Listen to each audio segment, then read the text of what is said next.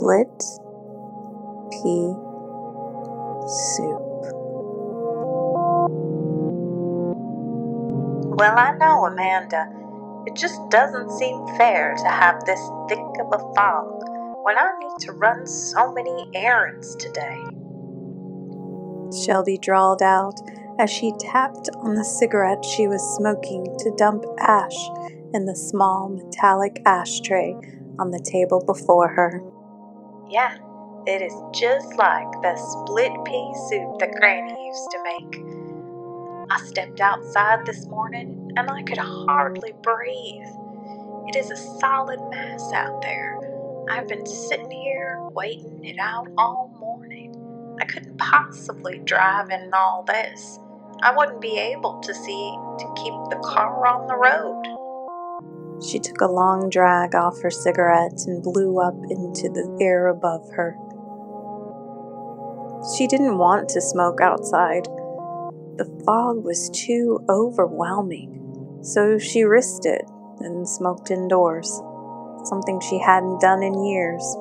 Well, hopefully it will lift by 2, and then I can run a quick trip to the grocery.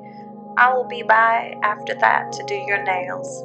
I know it's your big day tomorrow. I will say a prayer that the fog will be gone completely by the morning. Deep down, Shelby knew that was probably not going to be the case. There had never been a fog this bad in all her 50 years of life. She had grown up with fog events, living up in the rural mountain range, but never one quite like this. The weatherman on the TV was baffled. He didn't think we could classify it as fog. It was so incredibly thick. It was a giant, solid mass, but you could still walk through it. It might even be toxic. As she stared out the enormous picture window in her kitchen, she couldn't even see her car, which was parked a mere foot from that window. It was extremely troubling how a fog like that could roll in so quickly. It had appeared this full in a matter of an hour, and it seemed to even be gaining density. All right then, sweetie. I will let you go to tend to those last-minute details. I will call you when I'm on my way. Bye-bye. She ended the call and extinguished her cigarette in the ashtray. Shelby rose and headed to the living room. She had lived by herself in this house since her granny died. Shelby had inherited it from her 12 years ago. She had never been married and liked living alone. She made her living by traveling around the small town as a beauty specialist. She loved what she did, and she was friends with all her clients. She considered them family. She was active in the church and her community. She loved where she lived. So anything that seemed to threaten the place that she loved worried her to no end. She sat on the couch and grabbed the remote to flip on the television. She wanted to see if there was an update on the fog. The cable was going in and out as she tried to make out what the weatherman was trying to say about the fog. Dangerous situation. Stay indoors. Do not engage. Strange wildlife were reported. Then the power went completely out. What in the world? She sat in the darkness listening. It was mid-morning. The sun should be out, but due to this fog, it looked like it was the middle of the night.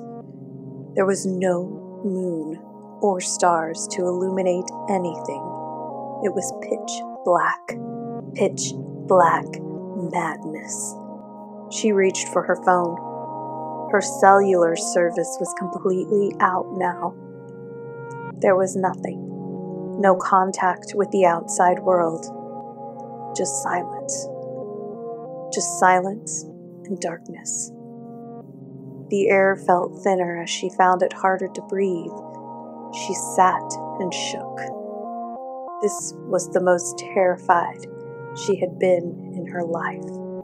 Suddenly, She heard a scratching at the back door. Her heart raced. She had no pets. It might be a raccoon trying to get in out of the fog. Whatever it was getting more desperate as the scratching grew faster and more frantic as each second ticked by. Shelby rose and slowly inched her way to the back door. At this point, she had nothing to lose as the fog seemed to doom her entire existence. If it did not go away. She slowly reached out her hand as if in slow motion and grasped the doorknob. She turned the knob. Before she could pull, a force greater than herself pushed the door forward and knocked her to the floor. She lost her breath completely as she looked up and saw her home being engulfed by the fog. It filled her house as she held on to her breath.